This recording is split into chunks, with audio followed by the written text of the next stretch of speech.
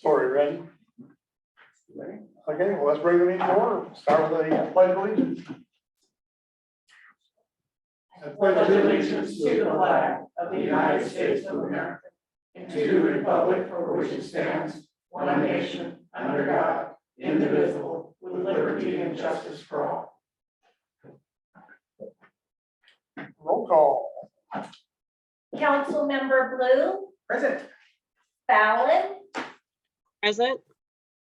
Happy, Miller, Here.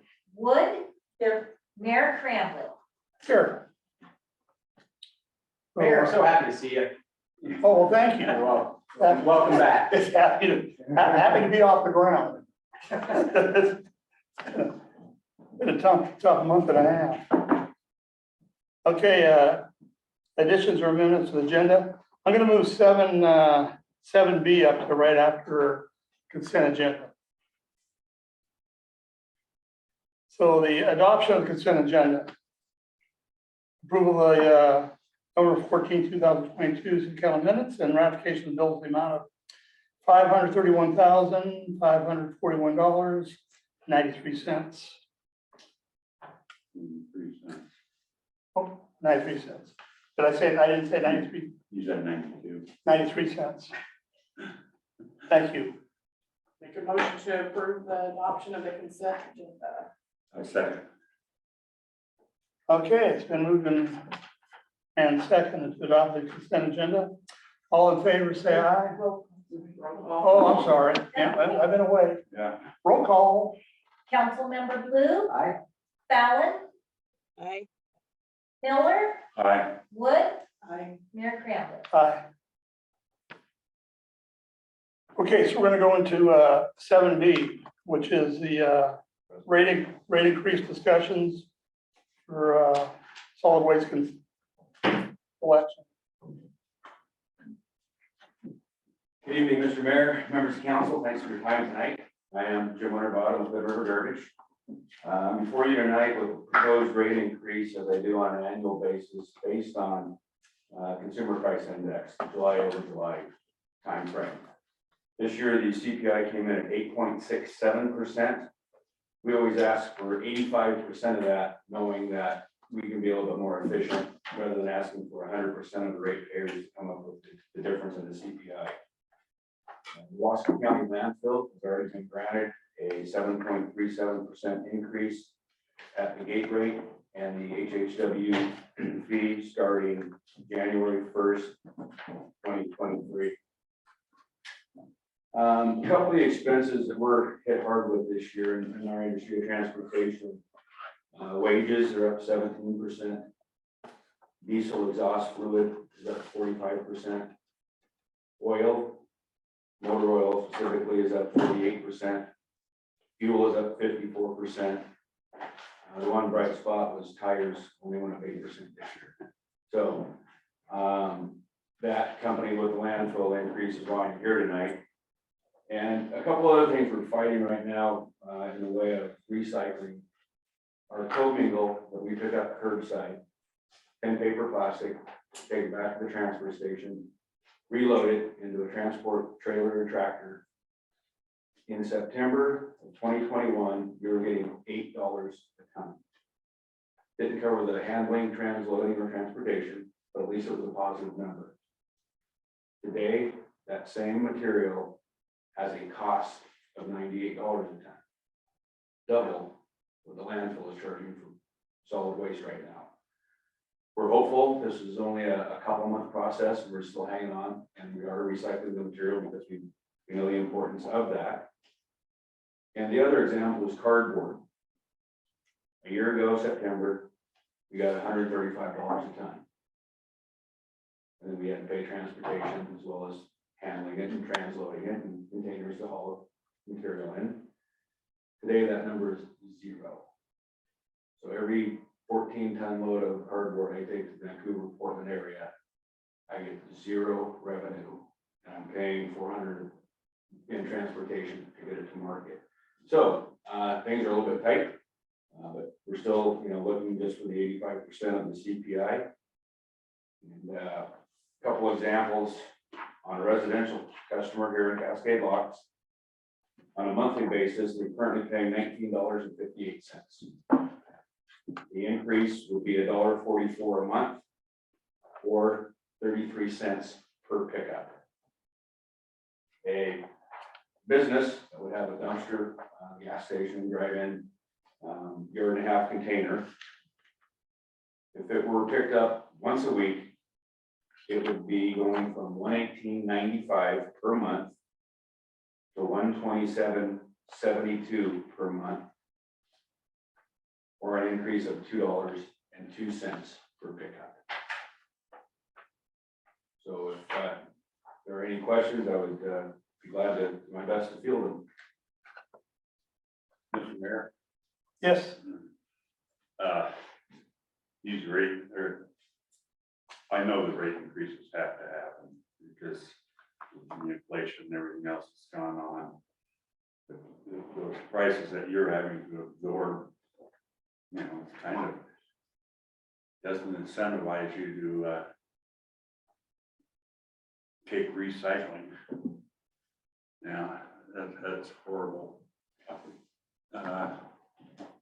Also, there was a couple of years ago, you received a surcharge for, now that surcharge is still being listed as a surcharge. Should we not roll that surcharge in, so it's not listed as a surcharge anymore? And just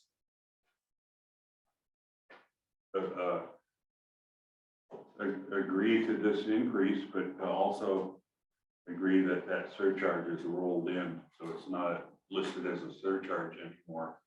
Because I don't think we're ever going to take that off. No, the way it's looking. But I agree with you, it would be better to see it all as what the curbside rate is. Right. Doesn't change the monthly payment or cost, but it does explain what it is. And we just take it off, so people aren't think they're getting charged extra. so it's not gonna change the cost of anything, it's just gonna No, change how it's Just listed. verbiage, just charging. Okay, Fix how it's listed. so are we all good with that? I'm up for some discussion. What's AHJW fee? HHW is household hazardous waste. Okay. Which is ran by Tri-County and funded by the solid waste tip fee. The solid waste tip fee comes from the state. Comes from the Wasco County landfill. And, okay, fair enough. So we collect it and then we have to pay it back out. Got you. The most recent increase for Hood River was 5%, 5.5, September was September. 5.05. 5.05. So we're up to, we should have talked to you in September. So, and what happened there was, back in 2017, when they went with the 3-card collection program, they got off cycle, so to speak. So they were a couple months behind on the increase, but they had to absorb a big hit when the cards got rolled out. Because they used to be on a January 1 implementation as well. Okay. But the time it took to get the cards assembled and distributed, it got pushed back to September. Okay. So they got the 5.5 or 5.05% increase that we did. Yes. They just came, I see. And the Dallas got that as well? I've presented once to the Dalles, the 7.37. All my jurisdictions other than Hood River, city of Hood River will be at the 7.37. Been one presentation to the Dalles. I'm back on December 12th for them. And then Wasco County approved it, Mosers approved it, and they're all the same 7.37. So Hood River Garbage and the Dalles Disposal, both are owned by Waste Connections, correct? Yes. And then the fees, which were paying to the Wasco County landfill, also owned by Waste Connections? Mhm. Okay, so Waste Connections raise the fees on Waste Connections, and Waste Connections comes and sees us every year and raises those fees. Well, we are just a customer of the landfill. The landfill, I don't know the numbers, probably does 4,000 to 6,000 tons per day. And we're 150 tons of that, Hood River garbage. Hood River Garbage. Yeah. So we're not a big player at the landfill. Who's the big player at the landfill? Oh, all the Portland garbage that get trucked out. Is going to there as well? Yeah, Okay, and are they seeing the 7.7% increase? yes, Okay. yes. Yeah. So it's not based on how much weight you actually put in there? No. Okay, so we're paying the same increase as, Yeah. Whether you go up with a truck and trailer in your own personal vehicle, or if we go up with a walking floor type trailer, it's the same per ton fee. and so last year, was that 5.5 that the Dow's approved? Or did they settle on 3, did they They not? settled on 3. They settled on 3. So I know this is something that comes before us all the time, or at least once a year. I also know that there's not a lot of option in it because we say, oh, we're gonna do something else, and then the garbage stops, and very quickly this room fills up with people who want to pick up the garbage. With that being said, with Waste Connection owning both the landfill and owning the companies that pick them up, it seems worth discussion that we don't just every year go, sounds good. The 7.37 always matches whatever the landfill does, right? We always do whatever the landfill does. Correct. And but we always include whatever the CPI increase was in your paperwork. Correct. And the CPI increase straight across includes things like food, which is at 10.5%, right? Absolutely. So you start to throw out some of that stuff and look at what your guys' actual costs are. And you go out to Waste Connection's website and look at what sort of profits this company is doing in the billions and shareholders are doing well. It makes you start to sort of question the sort of pressure that you might be under by the corporation to increase profits. That is what shareholders want. That is what companies do. Not saying that what they do is an honorable, geez, Louise, it couldn't be a more honorable profession. However, it is big business, very big business, always has been and still remains so. So with that said, if it comes before us, I will support it, absolutely. But I also want it to be said that when we make these decisions that, because right now we're hearing a lot about it out in the community, right? I mean, we struggled with just the $7 cans, and now we're gonna hit them with another one. There are very few options for us out here. Wastewater Connections has it all the way down the gorge. They have it in White Salmon, they have it in Skamania. And when the landfill wants to raise prices, and the landfill is them, we are the ones that are supporting this piece of their business. At a certain point in time, you have to say, maybe you guys have to accept a few losses, right? You may have to incur some costs. It may be more expensive to do business. With that said, not enough to cause a fuss, not enough but to show my due diligence for looking at how this all rolls out. It was disappointing to find out that Wasco County landfill with that name was owned by Wastewater Connections, because I think it's a little bit tough. I don't think most people are gonna put those pieces together. They're just gonna pay their extra 7% and move on and think that, oh, it's somebody else's deal. But this is Waste Connections deal. They are raising the prices, for sure.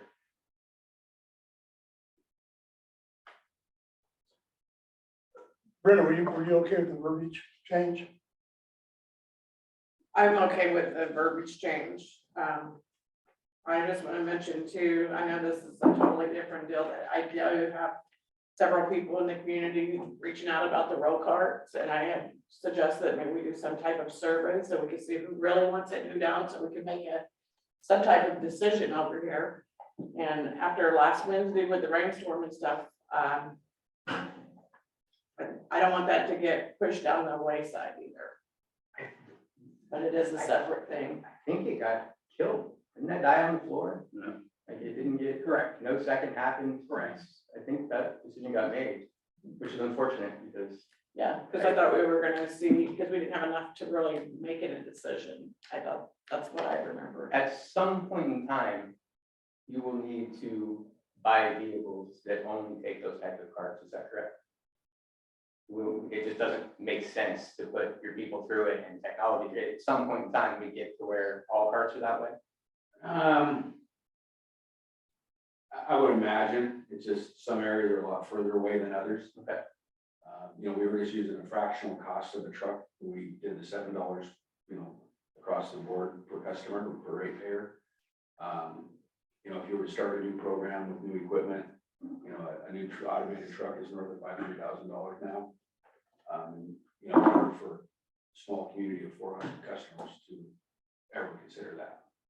But from our standpoint, is it safer for our drivers? Absolutely. Kathy, you okay with the verbiage? I'm good with that. And I would like to see us revisit the roll carts and to reiterate what Brenda said about this last windstorm we had, and there were several videos of people and chasing cans, and it was a mess. It was a mess. So I'd love for us to revisit that. So I still have an extra can at my house, so if somebody's missing a can, I've got one. Don't have the lid, but I got a can. If you're missing one. Yeah, so that's gonna be up to you, Paul. That's one of the things you can do as a council. You can revisit anything, whether something dies on a thing, it doesn't mean it can't come back again. Something that Dallas does that's sort of interesting is they take a look at the profit and loss statements for waste, or for, I can't remember what it's called now. Dallas disposal. That's part of their decision-making process. Gross profit margins came in at 38%, which that's pretty healthy. And also helped formulate their decision to offer 3%, not 5%. But I think if you go back and look at the minutes, I don't believe it was 38% was the net. It was somewhere in the 17, 15 range. That was not the correct number. I know it's wrong. Yeah, but still. 17 still healthy, but Yeah. yeah, it's not 38 though. That's No. fair. Well, over the years, I have seen us change. Because apparently there was a time they didn't have control of it, and I've seen us change where Hooter didn't take up our garbage. And the people we picked up to do it did a terrible job of it. And we went right back to them. So, and I appreciate all Jim and that has done for our community beyond picking up the garbage. All our spring break, our springtime and the fall time, it has been a godsend for us. And being here during the Creek Forest fire, the freeway was closed, but they were able to get a police escort down the freeway to pick up Cascade's garbage when everything was all piling up. I said, and he did it. He got a hold of the powers that be, and they made sure they got down here and got our garbage all picked up. So, yeah, just another thing that they went above and beyond to make sure we were taken care of. Now, this was in the discussion part, but that's who got a recommended motion on here. Are we looking for, looks like we're looking for an action on here. Well, so there's a resolution at next month's meeting to approve the rate. Okay, so this motion that you have it out on here, we're not. Let's get a recommended motion here to approve 737. On the cover page. I'm fine with that. If you plan on doing this next time, but isn't that, Yeah. That's cool. but as a motion, a recommended motion at the bottom. So we don't need a motion tonight for discussion. Yeah, I guess, yeah, if you want to know when it's tonight, I'm Yeah, done. we wanna- I just noticed it was on there. Okay, It was so sitting yeah, in that's why it was under presentation today. Yeah, Kathy put this together for me. I'm not quite sure why she put that. Okay. But, yeah, my apologies there. Yeah, so this was just discussion today. Okay, I guess, Jim, my question, if we, as council decides 7.37 is too high, what are our next steps as council? Say we want to only do 5.5. That's your option. Do we go back to you guys and say, this is what we want to do, or? No, you tell me what you want to do, and then that's where we go. That'll be the next step in the there's negotiation. gonna be a negotiation. It's gonna be a negotiation. The garbage starts stacking up. At the meantime, We very much have one option here, right? and inflation grows, And then- and he's going, oh, sorry, it's not 7:30 anymore. I wouldn't do that. Anyway, okay, so we're good with that now. You know, I moved him on up there, I didn't go to public hearing, we don't have any public hearings. No, okay, so we'll get to the action items now, thanks. Thanks very much. Have a good night. Appreciate you. Appointment to committees. You have any of that? Okay, so approved resolution number 1483 for City Cascade Locks. Local contact review board regarding award of contract. So this is why Ruben's on tonight. We had the BKI presented the agreement to be our engineer for the electrical system update, and presented it to EDA. Ruben, as part of that, as our city attorney, has to approve it before EDA will sign off on it. Ruben had some concerns about the procurement process. I don't know how much you guys know about the background of it, how it was put out for a bid, and then we did the bid wrong, and then we redid the bid again. The bid we got back was $1 million over what was estimated. EDA went, nope, that's not doable. So then they went to BKI, who was not allowed to bid originally because they did the scope of work, and said that we could hire them as our engineer. This is where Ruben's concerns came in. Correct me if I'm wrong, Ruben, that it was, we're doing a direct hire, not through the actual bid process. Correct. But we can do this direct contract because BKI has been our electrical engineer since, I found one statement saying 88. But we have an agreement with them being kind of a master agreement from 2015. So they know everything about this project, and it wouldn't make a sense to hire somebody completely new to relearn our entire electrical system and start from scratch. Did I get that right, Ruben? Yeah, pretty much. Yeah. So the normal way, garden variety way of choosing an engineering firm, if it's above $250,000, is to go out and get qualifications from firms, decide who you like best, and then negotiate a price with who you like best. And if you can't come to an agreement on price with any of the firms, well, then you cancel the solicitation. But then usually what you have to do is you have to reissue the solicitation and just cast a wider net, try to get more firms involved. Here we had a unique situation where we had an engineering firm that had already done a previous portion of the project, a preliminary part of the same project.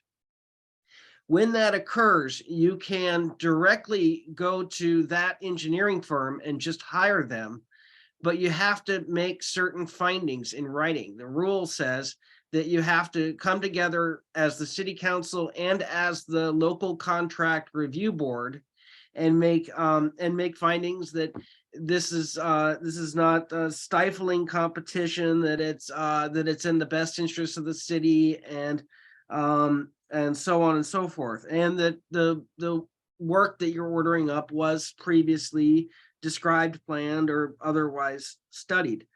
So that is the case here. And so this resolution fulfills that requirement of making the findings. It fulfills the requirement of putting it in writing and allows us to proceed under a direct contract with BKI.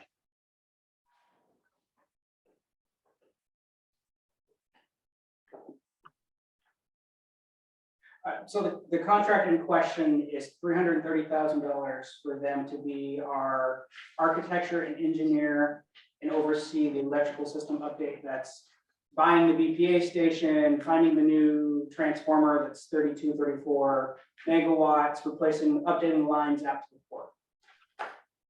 This is part of the 2.6 million from the EDA. I think the port is giving some money, and then we as a city cover a small portion. So once Ruben's good, once EDA approves it, hopefully next meeting on December 12th, I'll actually give you guys the contract to approve, and then we can move forward. So, and this resolution makes Ruben good, correct? Yes, this will make Ruben happy. This makes Okay. me happy. Yes. Okay. Butch, I move to approve resolution number 1483, directly awarding BKI Engineering, Architecture and Engineering contract for the Economic Development Administration grant to upgrade Cascade Lock electrical system in accordance with OAR 137-048-0200 due to BKI's previous work with Cascade Locks. was that a second, Kathy? Yes. Thank you. All right, so move to second, approve resolution number 1483. Discussion.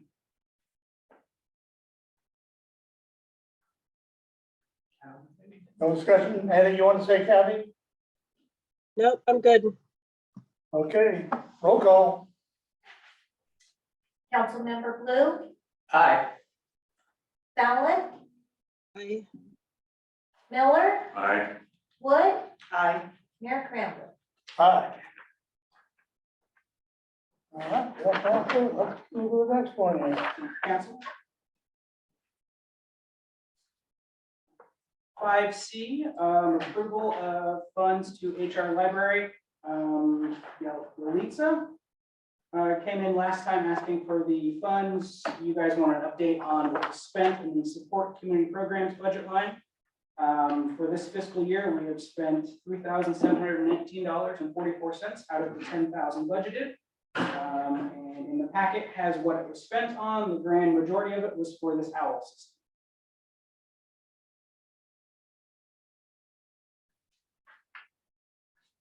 The majority was spent on the owl. On the OWL, yeah. Okay, so that check I wrote today, does that go on that too? Or I signed today? I'll have to double check it. When I saw that, I was gonna double check and I forgot, yeah. Okay. That's another $1,300. Well, that still keeps you in there if you want to. Yeah. What budget line was it? Support community programs. Yeah, the reasoning I was told is other entities use this room, but I don't think anybody else has actually used the system except for us, so. Yeah. We should make it available. Agreed. That's something else that I'd like to bring up. That I guess we could bring it up right now. But, yeah, the port also would like to use this system. But we need to have a formula for the port, for how much they should pay. And because our council uses it, planning commission uses it, and there's tourists that use it. Probably would, when we have a meeting, yeah. Okay. To balance out how many meetings, or find out how many meetings the city has, to how many the port would have using it, and get that percentage, and then get the port to agree to pay that percentage. And also, I would say, pay that percentage on the initial cost that we use to buy this.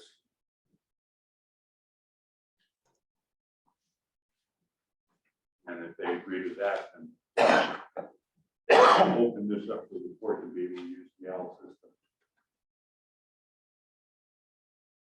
Well, that's a discussion you guys can have. But right now, we're looking at a motion for this thing. Yeah. Have we got one? And this budget I have is a, through the end of June of next year. For the remainder. And So this did have the community picnic taken out of it or not? We don't know that. That was what Bush was asking, right? So, Yeah. Okay, that's fine.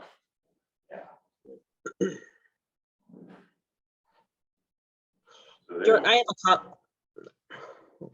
a Kathy, Okay, I have a comment. I think this is all something, Jordan, I'd love to see on when we get together for our planning. This is something definitely we can iron out. Also, to put this on the topic of the community or spending, I don't know. We're buying stuff that we use. I know it's for public meetings, but I mean, it's kind of like office supplies, but I think just for the task right now, what we need to vote on is the request for the library or the movie night. But as far as the logistics and splitting up things, that sounds like a great topic for a planning meeting.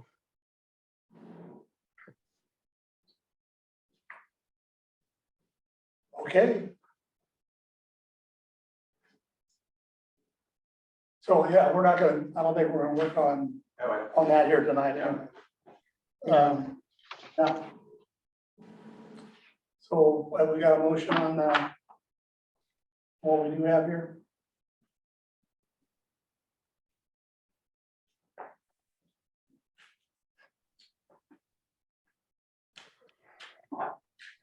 No motion for anybody?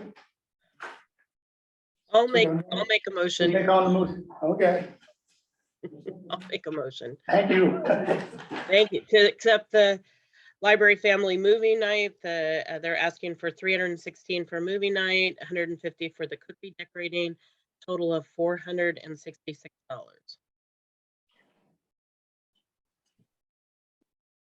Is there a second?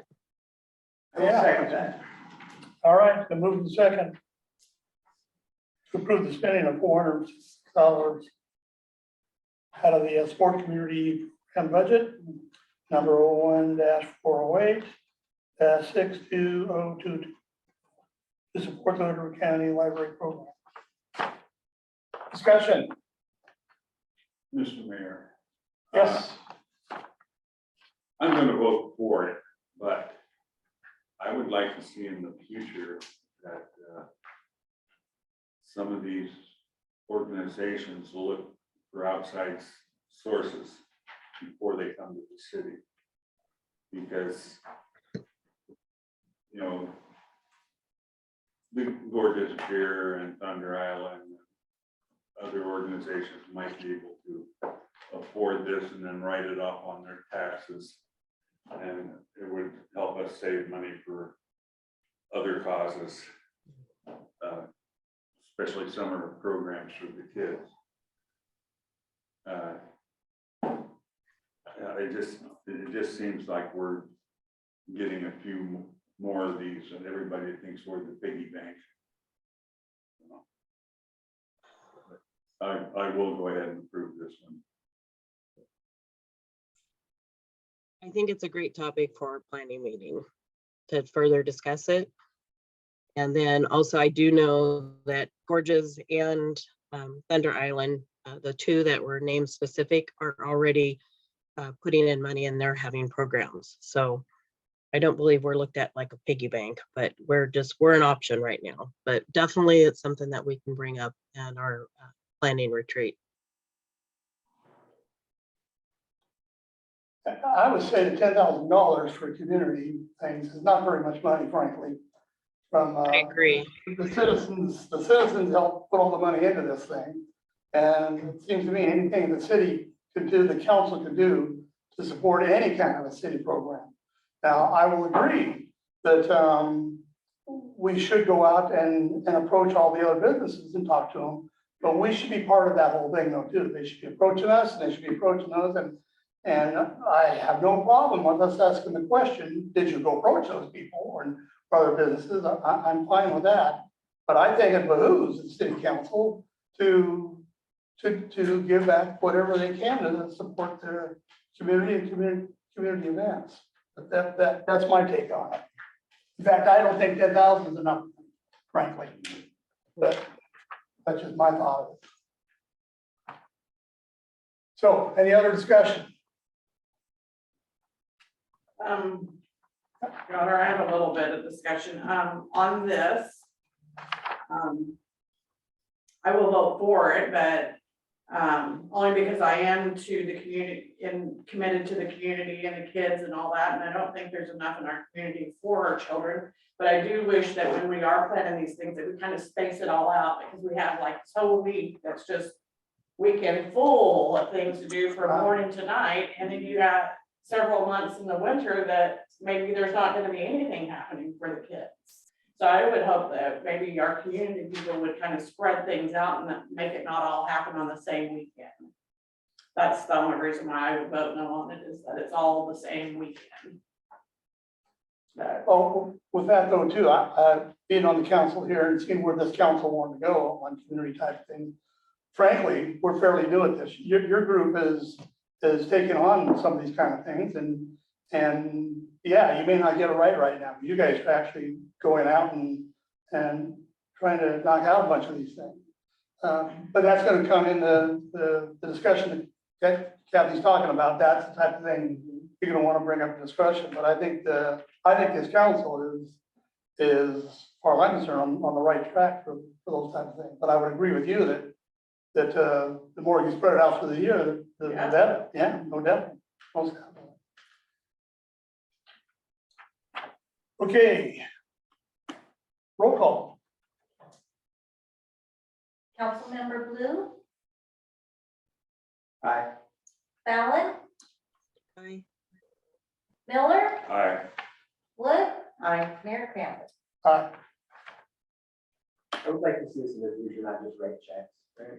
Have them pay for it, we'll reimburse them.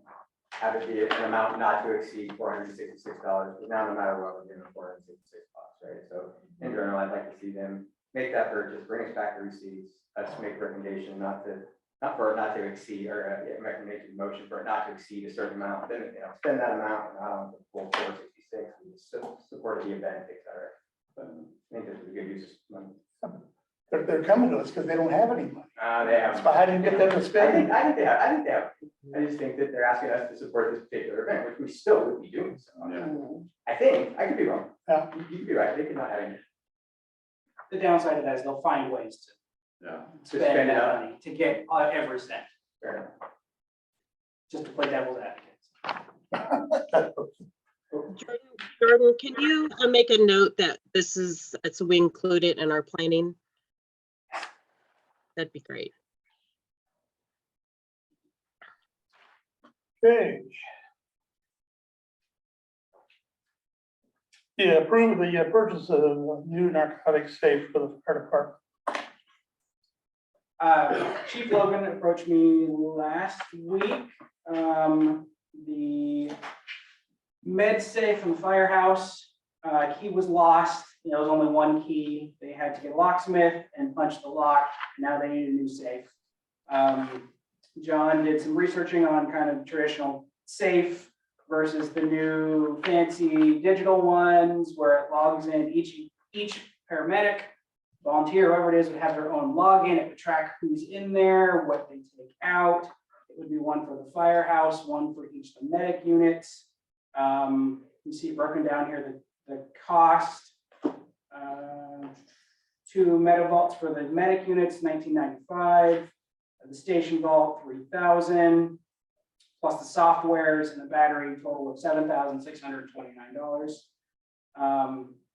He's hoping to use money left over from ARPA, the $140,000 for medical equipment.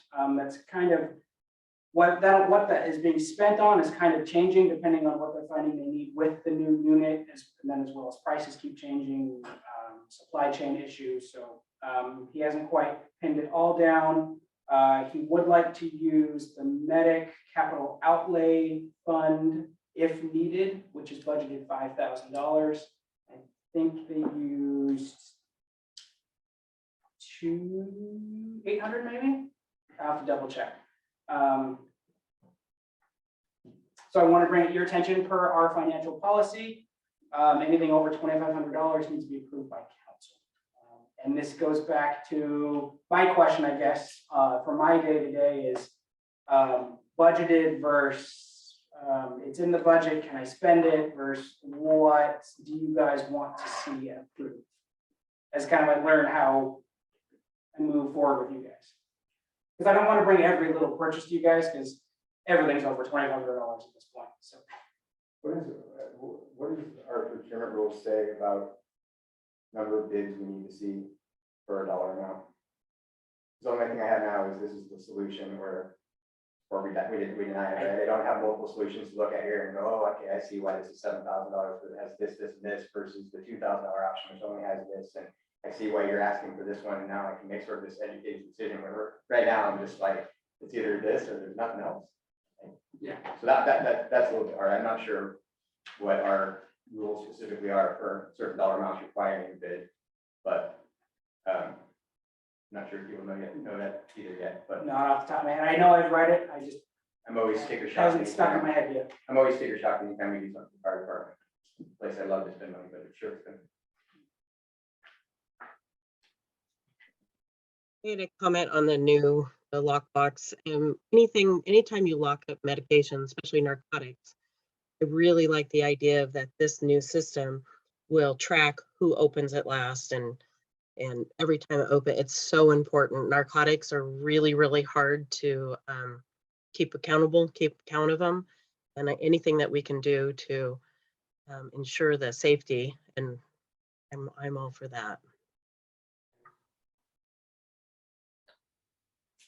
Well, we got a motion?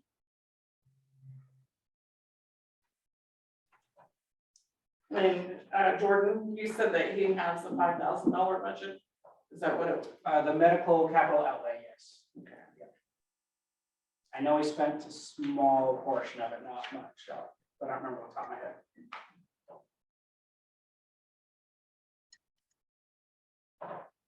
All right, I'll make a motion to approve the purchase of the med vault system for the fire hall, both medic units using ARPA funds, previous designated for medic unit updates and medical equipment capital outlay to cover any remaining expenses. I second. Okay, it's been moved in second. Through the purchase of the medical system. So, discussion.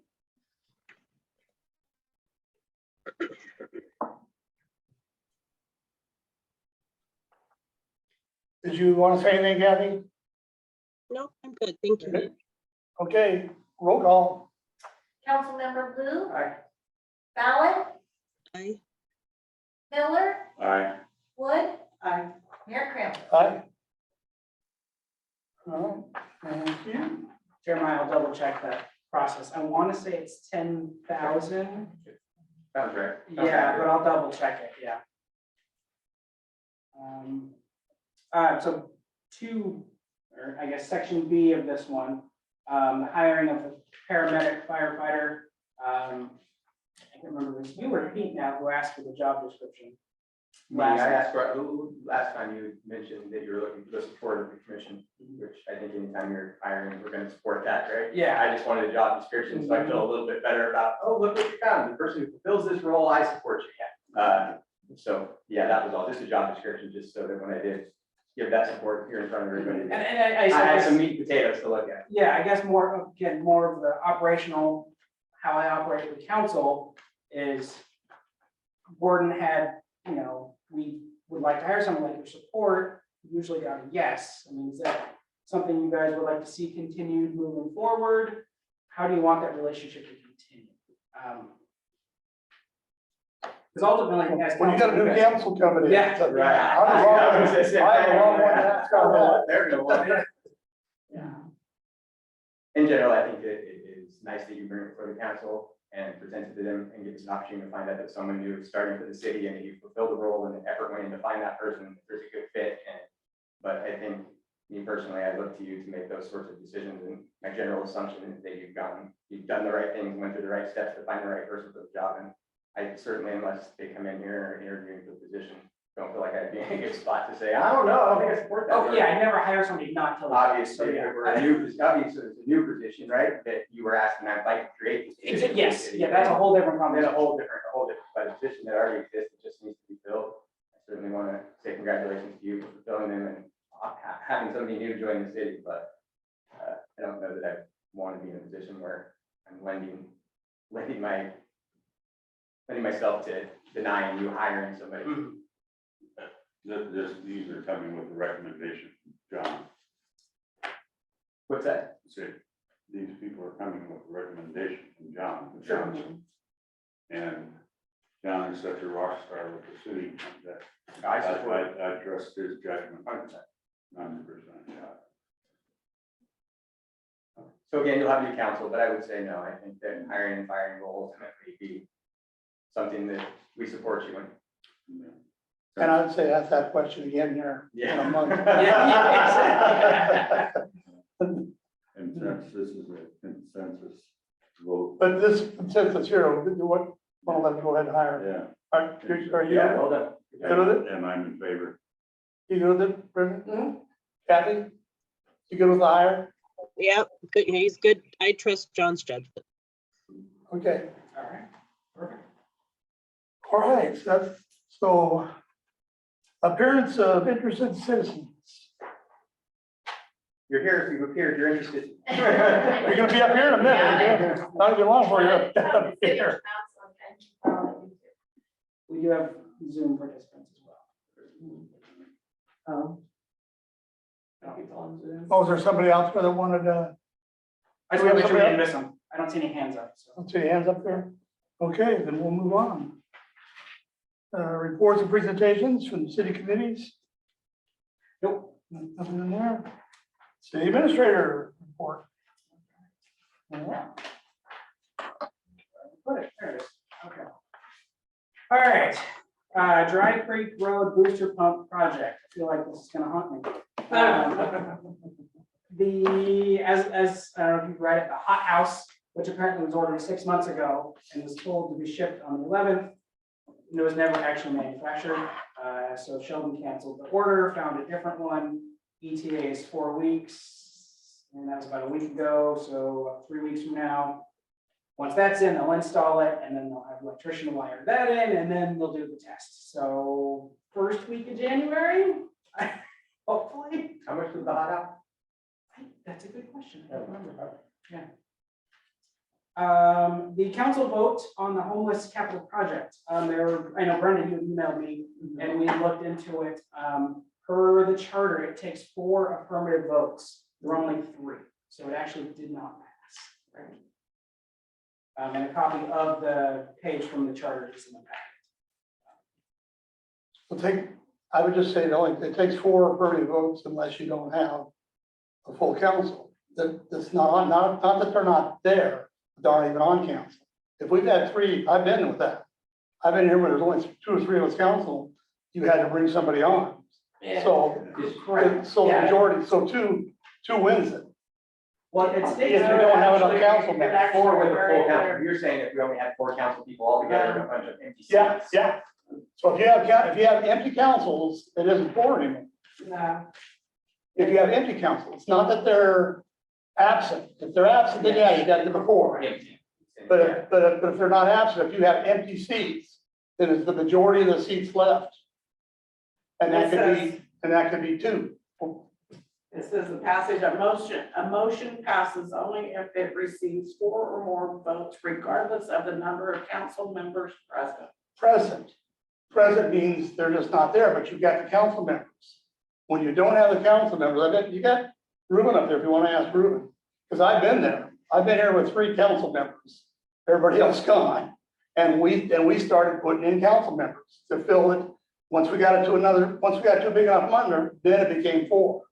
But we filled in the vacancies with 3 people. Empty seats. Yes, Yeah, vacancies, which Yeah. is literally the only thing you can do until you get. yes.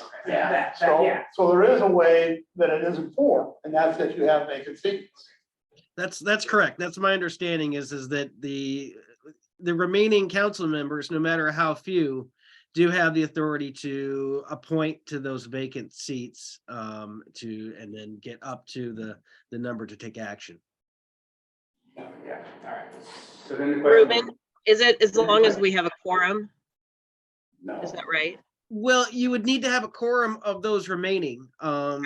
Yes, you Okay. would need to have a quorum of those remaining. So, I mean, if there were 3 remaining, then I would imagine 2 would equal a quorum. So when this came to a vote, we have 4 council, or 6 council members, correct? What's that? We currently have 1 unfilled seat. Correct. Correct. And then we had 5 actually present. There was 3, 4, and 2 against, Still before. because the mayor was not present. Would it still be 4 with 6 council members?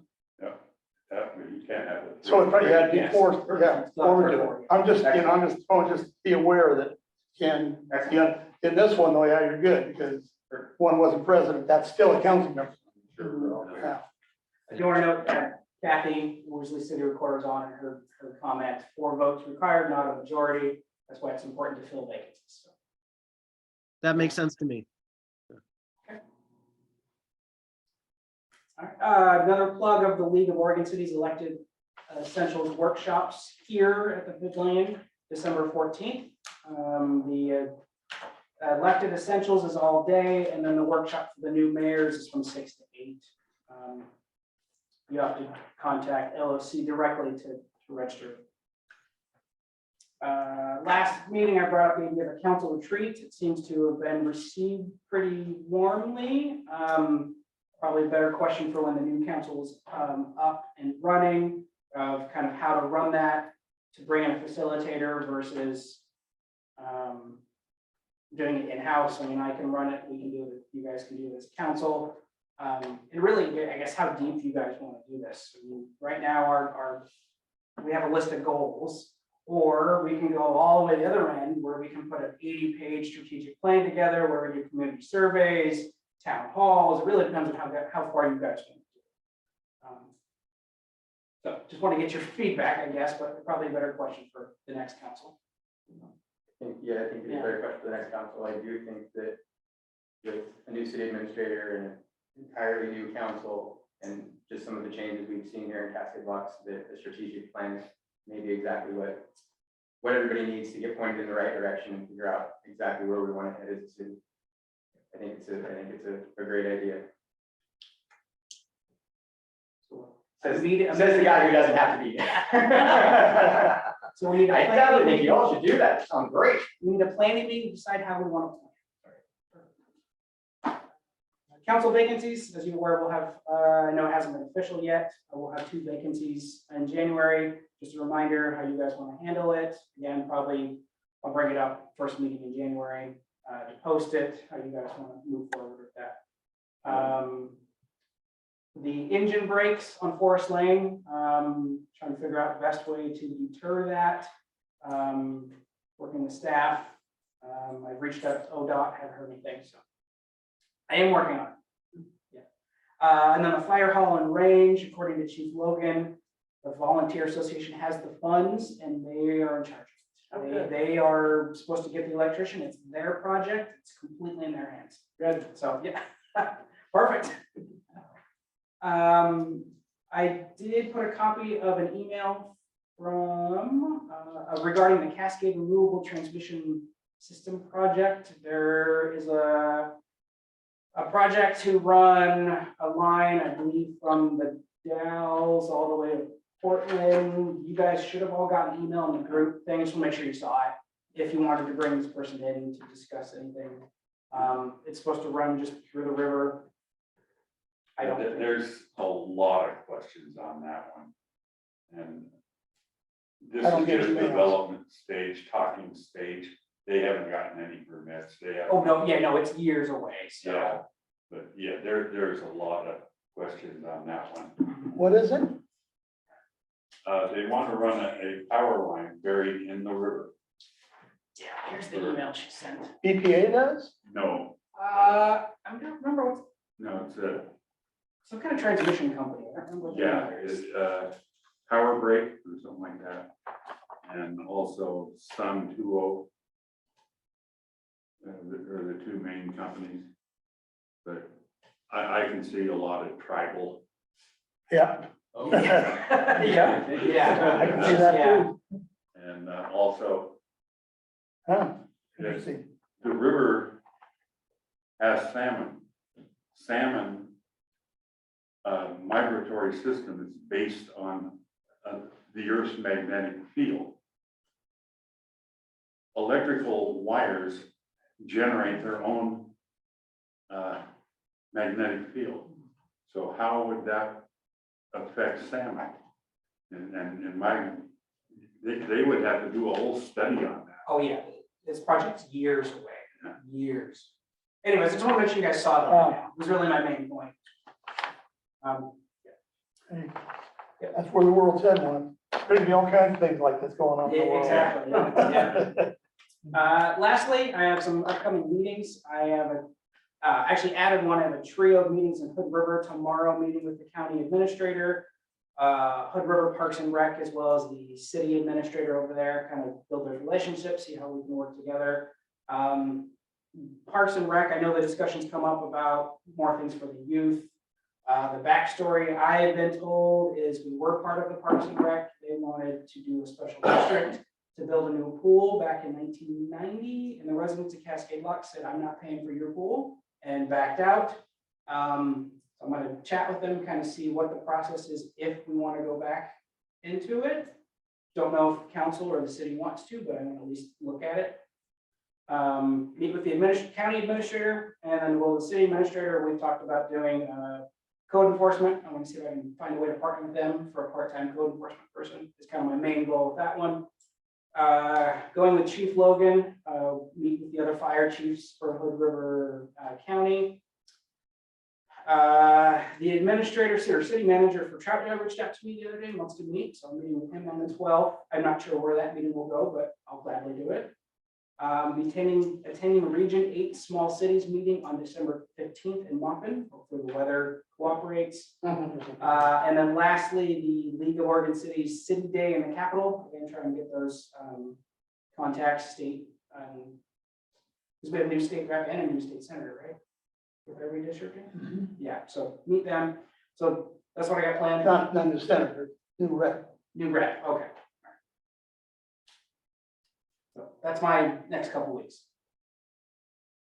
Well, you get two senators. Two senators on the national scale, or you leave it on the skates, on the The state. state side? one. the state Oh, one, okay, yeah. well, that's possible. Yeah.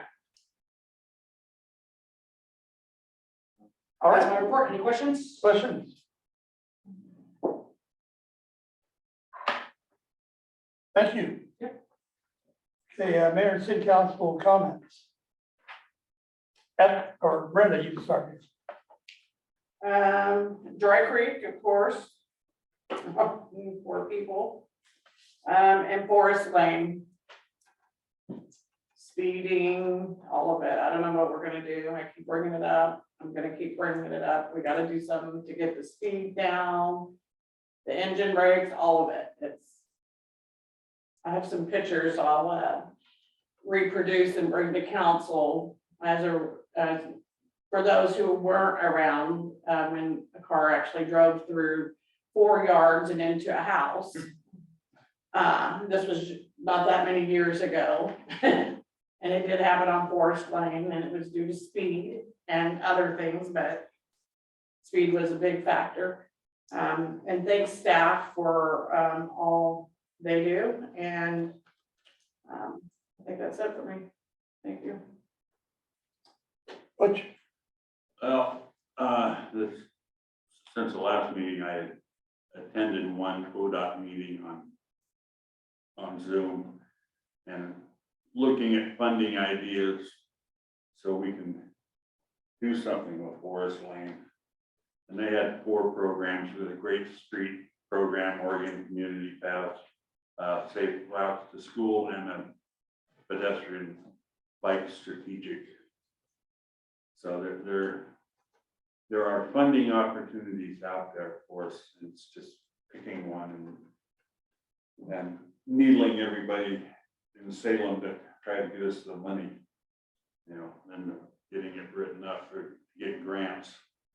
So I took care of that. I mentioned about the owl and the port, and I hope Jordan and Olga can get together and work out a solution so the port can use the owl. I'd like to thank staff for all their hard work. The Santa Social will be on this next Sunday from 3 to 5. And that's sponsored by the Community Church and Bible Fellowship. And Santa Claus is supposed to be here at 3:10 on that day, via the fire truck. Also, there's an interesting thing. Justina Matson grew up here and went to Hood River High School, was a track star. Ralph Escard, past mayor, is her great grandfather. And she is now on the U.S. World Cup bobsled team. She will be representing the U.S. in Europe. So kudos to her. yeah, Yeah. I'd like to see that from our local people. And congratulations to her family. And my cousin Vicky is her grandmother, so. All right. And that's what I got. Well, since you mentioned the event on Sunday, I'll throw out everything on Saturday. So from 10 a.m. to 4 p.m., Cascade Locks PTO Holiday Marketplace at Cascade Locks Elementary School. There's going to be vendors there, booths, and pick up gifts for local ones. From 3 to 5, there's going to be a downtown holiday scavenger hunt. Starts at the PTO holiday events, pick up your scavenger hunt list, and then you go to the businesses around town and whatever, ask questions and get the answer and then you fill it out. And then, once you have that completed, you can turn it in at the lighting event and there's gonna be a raffle for a prize. And the lighting event starts at 5, community cocoa and cookies, Bridgeside Restaurant to gather as community, enjoy warm cocoa, delicious cookies. Santa Claus will be visiting along with carols by singing Port Commissioner John Stiffen. And then at 6 p.m., the full booth lighting will actually happen. So count it down, light them up. So I see the poor guys are up there working hard, putting them all up. They have Are been. you glad you're missing that part? I'm glad I listened. You guys brought them a lot more things to do to build. So yeah, it's not, it is a lot of work to do that. John's doing double duty because he's also the MC for San Social. Oh, nice. I like it. And that's all I got. Kathy, I do Zoom tonight because I don't think I didn't want to share my cold with anybody. So first of all, thank you to staff. Thank you always for putting that together. Thank you, Jordan. Glad to see that you're going to all these meetings and developing relationships. I think that's great. Thank you to Jim for presenting from Hood River Garbage. Ruben, thank you for attending. It's nice to see you, and it's I appreciate you. I appreciate you coming. Thank you. Glad to be here. I'm glad to see you. Tom, Mayor Tom, very nice to see you. I'm so glad that you're up and about, and thank you. amen.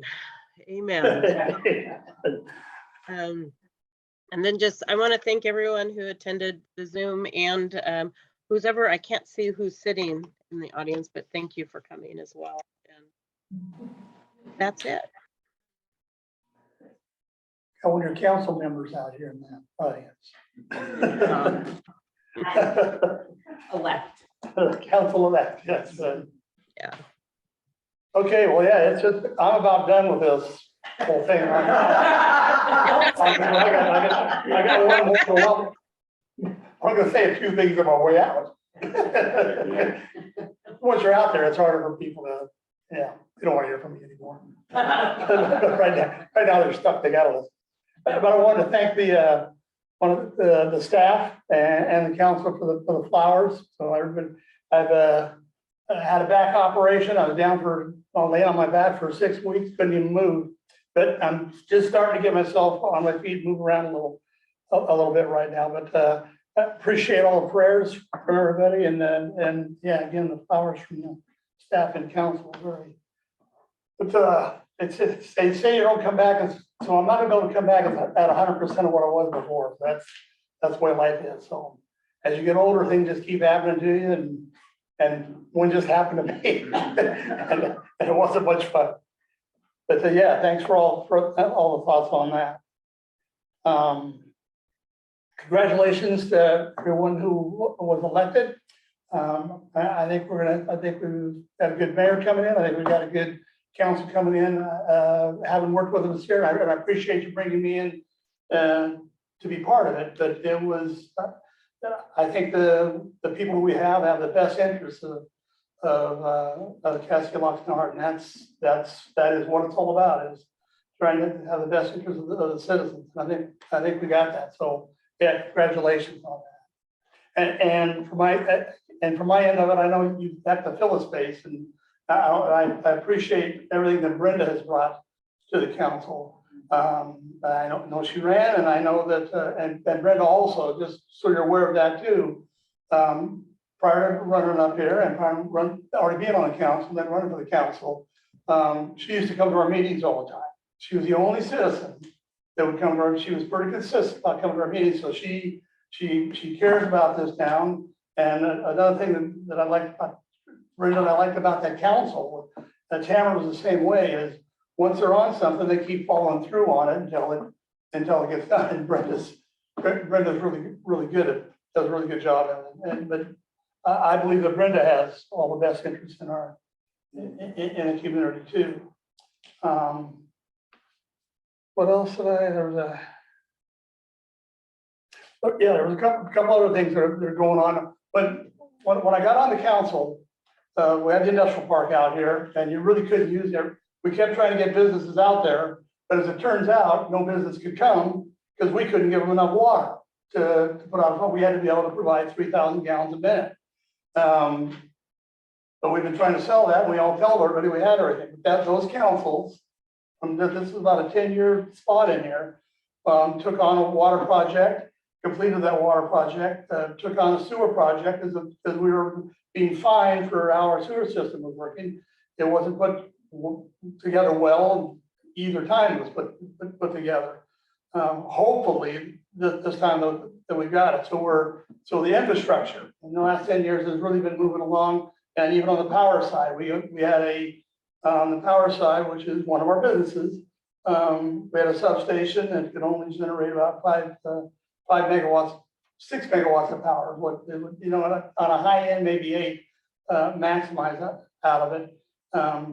In this 10 years, part of the council has upgraded that to 14 megawatts. This council is going to bring that up, sounds to maybe 30 some megawatt, at least 30 megawatts of power. And I would just say, for my own end of it, is that excites me. And what excites me about it, irritates some people, but excites me, is part of what they're looking at, and where the port has gone with the fact that we have that infrastructure now. Because not only will you have a 30 megawatt station, which is yours, you've got your own power company. That is something lots of people don't have. And that power company has the ability to do things for your system. So an example of that is we're of course right now talking with some people over a data center, and people have a lot of issues with data centers. I get that. Google, what's going on up there at Google, Cascade locks, I got beat up over an instant, that's whatever that is. That was a 4-inch pipe doing a half a cubic foot of water. The Dalles right now has a 45 cubic foot water right with Columbia River to cool Google. The Dalles went to the Dog River, which is in Hood River County. The Dalles watershed is in Hood River County, and they now tap into the entire Dog River. There is no Dog River. It all goes in a pipeline down to the Dalles, and they upgraded that, I guarantee you, to get water to cool those data centers. Now, we brought data centers in here. We already have them here. We have a Bitcoin data center that's pulling, I think, what, 3 to 4 megawatts, somewhere in there. Maybe not quite that, but yeah. It's not 3? I think it's 2. 2? Okay, I'm good with that. But we have and then we got another one, we've got 3 of them, 3 buildings that are being used for data.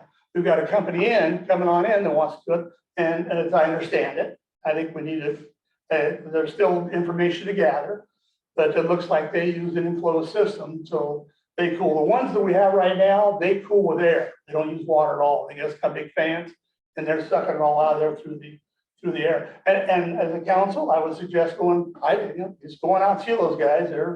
They're open, let you come in and see what they got. And all it is a whole bunch of things they plug in, and all these little mining things they're little computers. I guess they're in there, and they generate a lot of heat.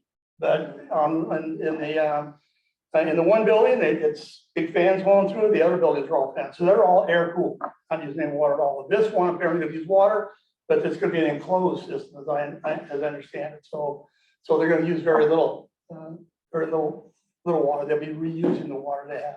But an example of what goes on here, we've got the power rate to the citizens.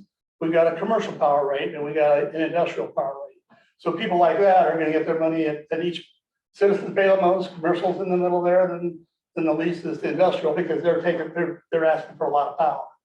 But I had our administrator take a look at what you can make off of the sale of power in an industrial way. And he came up with the net on it is about $100,000 a year for we're making industrial. We have a group coming in right now that could start out, as I understand, in the 4 megawatt range. That's $400,000 a year beyond what you're making right now. What you're making right now pays everything. There is almost no cost for them to come in. What you guys are doing in your upgrade is going to help cover a lot of that. So we're in a very unique spot in this world of as we can say, using up electricity, however you want to say it. Electric and using electricity is going to be here and it's not going away. And it's going to be used for a number of things. Well, there's going to be Bitcoin. If Bitcoin goes away, those same racks are going to be used for AI or the cloud for somebody. I mean, I think the company Kin is basically a small cloud that businesses that can't get into Google or Amazon or those kind of guys. But AI is growing, and the idea of AI is the ability to tap into all these guys, and all they do is put it on the fiber optic, and all you need is places where people are going to let you get power and run these machines. We are in a perfect position for that. EPA rebuilt the power line, the main line through the gorge here on the Oregon side. It's a brand new line, brand new towers. At our substation, we could tap in to Bonneville Dam. If we have a problem between here and Bonneville, they shut the switch there off on that, and we get our power from the Dalles. If we have a power from the Dalles to here, we can get them. So we are fed. We can be fed from either side into our substation.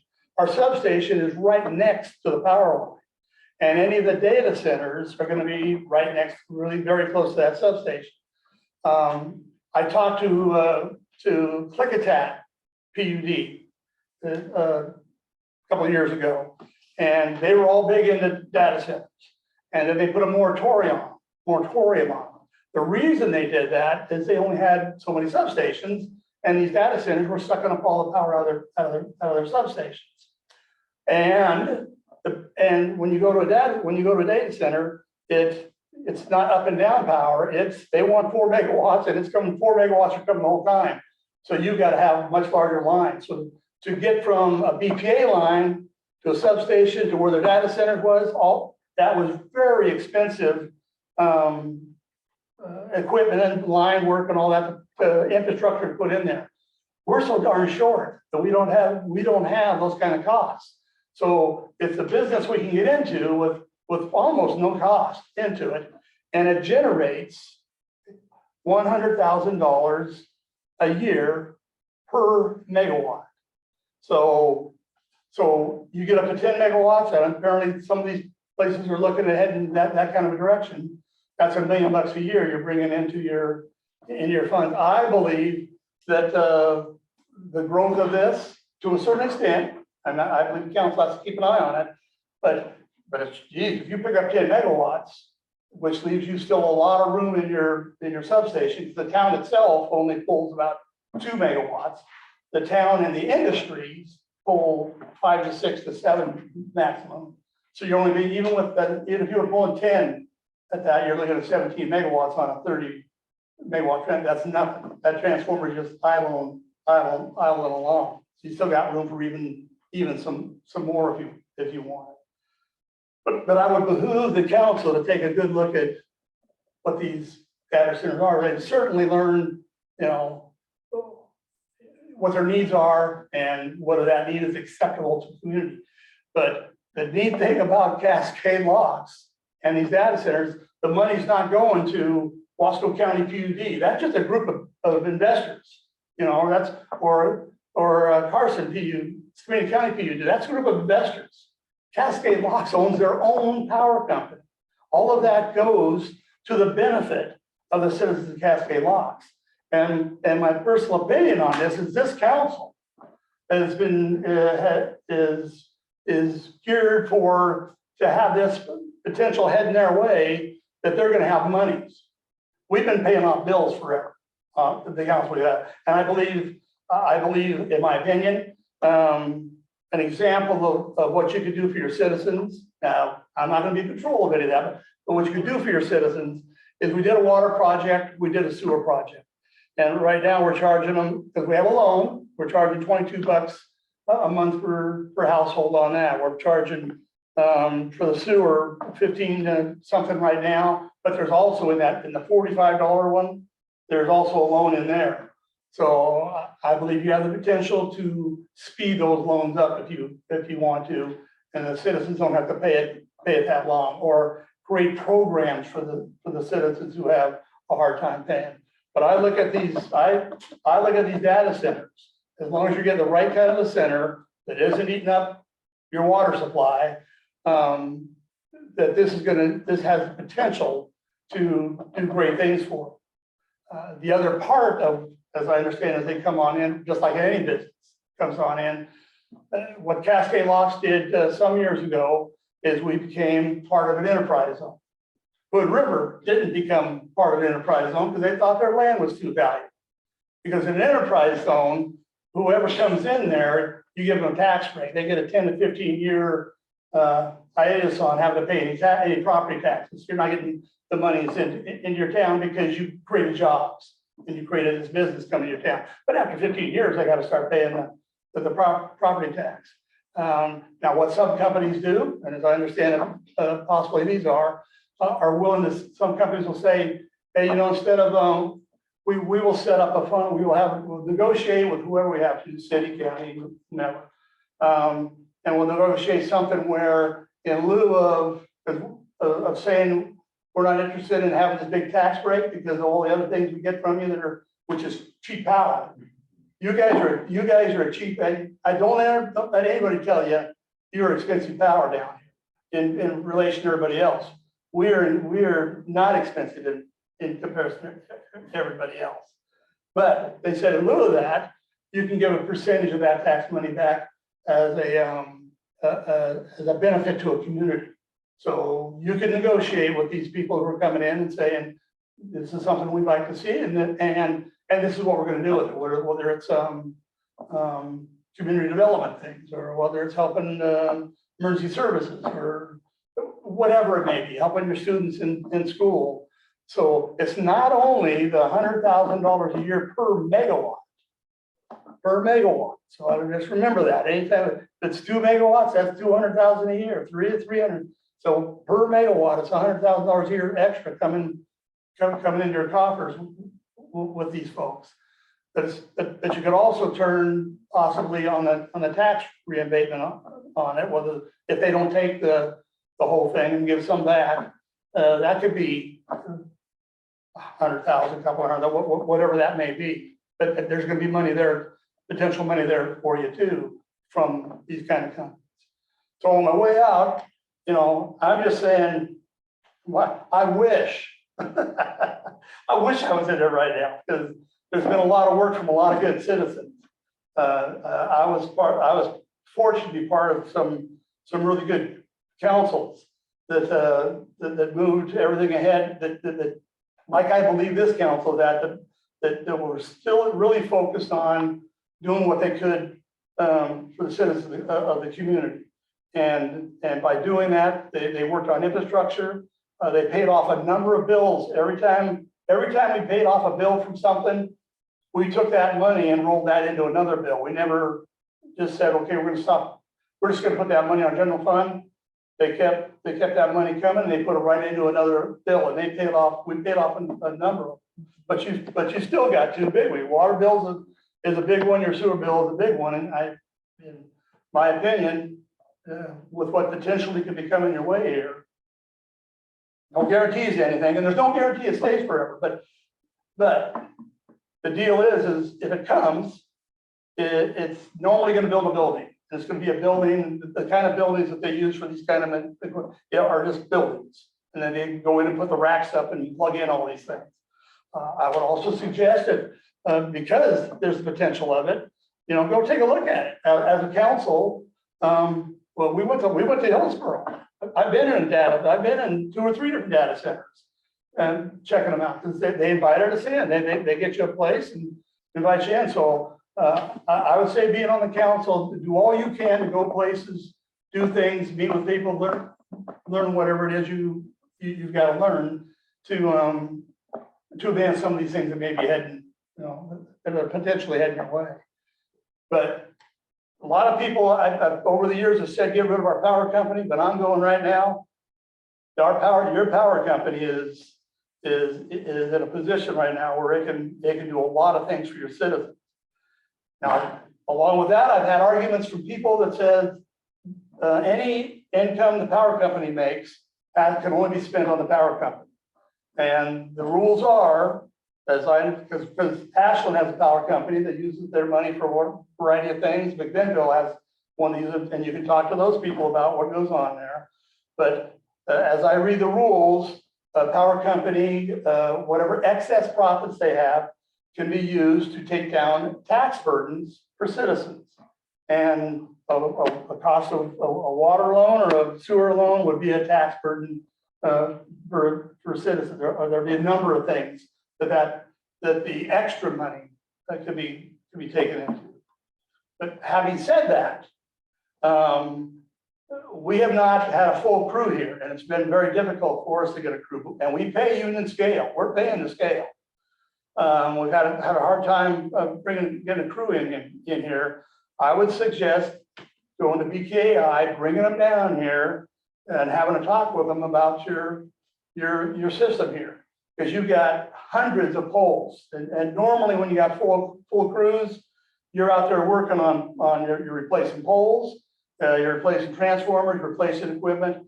I don't think we've been able to do a lot because we haven't had the crews for it. So you're going to have to use your contractors.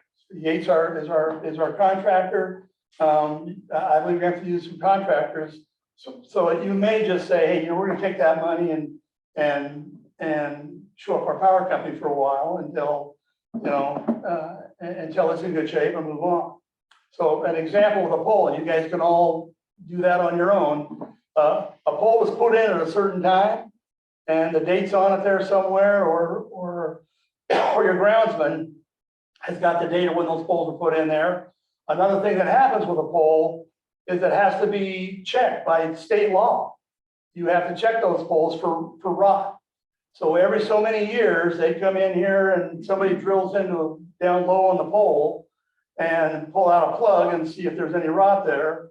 And then they tap in just go take a look at your pole. You'll see where they drilled into them and put a plug in them. They're looking for rot. And what they'll do is there'll be a little circular thing on it, and it's nailed in there. It'll tell you the year that was done. And you have to do that every pole, every so many. There's a certain amount of years that they say you have to look at. So I would, my opinion is have your poles inventoried, checked out, because if you've got this extra money coming on in, and if this stuff all comes true, you can shore up we've had time here of not doing it. So that I guarantee our power system has been well taken care of. The line crews that we've had over the years have worked hard here to take care of it. People look at junky places out, look at spots on their junk, but I've been around to other ones that they say are really great crews. And I look at some of their poles out around their area, and some are pretty ugly. What's hanging up there? I think our guys do a good job taking care of them.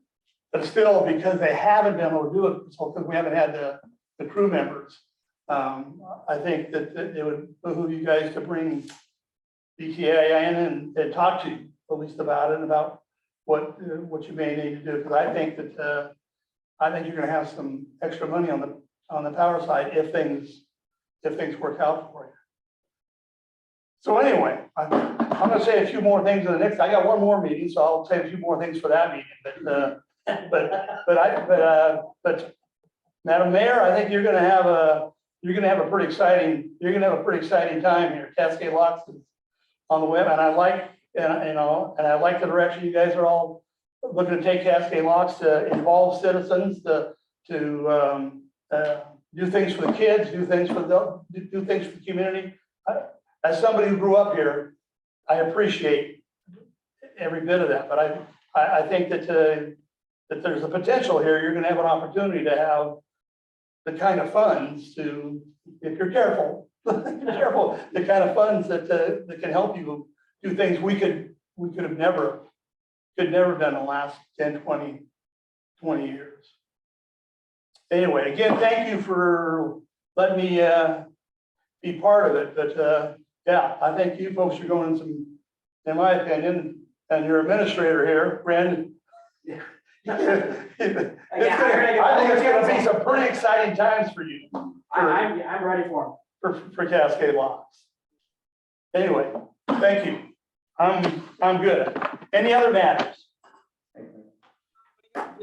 Mayor, thank you very much for stepping in and coming back.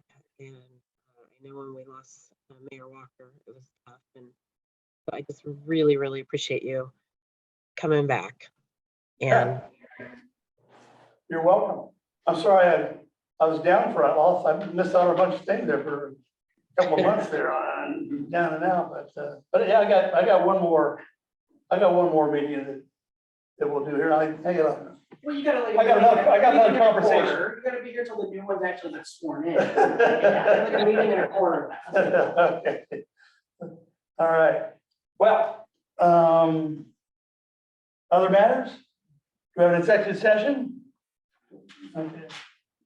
And if Ruben's still there, thank you, Ruben, for all you've done for the years that I've been here. I don't know if you're still there. I'm still here, Mayor, and Right. you're very welcome. It's been great working with you, and I really appreciate being able to serve Cascade Locks. Thank you. You have done well. So thank you. Okay, so how we ending this? Adjournment. We need to move. Meeting adjourned. And you want a motion? Can we get a roll call on adjournment? Yes, I think that's exactly what we should do. So roll call on adjournment. Just somebody needs to move first, move to adjourn. I'll make the motion for you. Oh, okay, thanks. Second, Second. all right. Excellent. Roll call. Roll call. Councilmember Blue. Nay.